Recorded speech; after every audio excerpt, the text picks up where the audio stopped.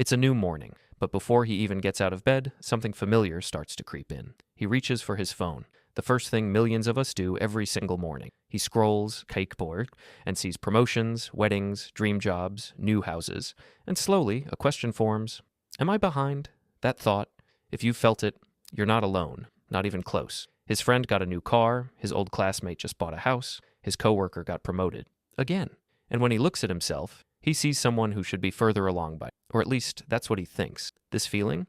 It's heavy, and it's more common than you think. Science actually has a name for it. Let's talk science. Because once you understand why you feel this way, everything starts to shift.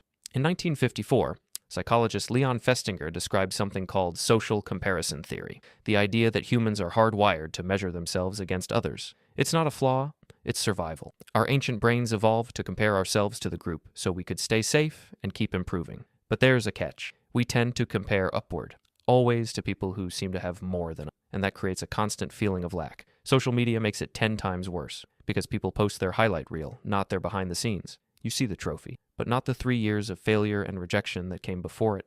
This is called survivorship bias. We only see the winners, never the thousands of people who struggled on the same path. Here's what nobody posts. Real progress is never a straight line. It dips, stalls, zigzags, and then surges forward when you least expect it. Society invented arbitrary timelines. Get married by 30, buy a house by 35. But these are social constructs, not laws of nature. Colonel Sanders started KFC at 65. Julia Child published her first cookbook at 50. The timeline you think you're behind on, someone else never even started until then. Your brain is stuck in a comparison loop, and every scroll feeds it. It's neurologically designed to keep you coming back. Here's the truth. Everyone is running a completely different race. Comparing your Chapter 3 to someone else's Chapter 20 will always feel unfair.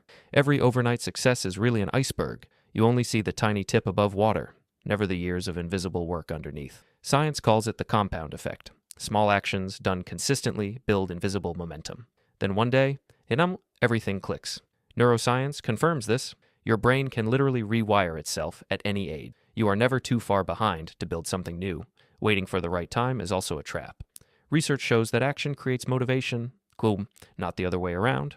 The only comparison that actually helps your growth, compare yourself to who you were last year, not to someone else's highlight reel. Psychology shows two responses to seeing others succeed. Envy, which shrinks you, or inspiration, which fuels you. You get to choose which one wins. The cost of constantly looking backward is that you miss what's right in front of you, including your actual next step forward. So here's the shift. Stop measuring your journey by other people's maps. Start writing your own. Start by putting down the comparison tool. Even for a few hours a day, your nervous system will thank you. Write down 3 things you have built, learned, or survived this year. They count, even if they didn't make it to your social media feed. You don't need to catch up to anyone. You just need to take one step forward today. That's it.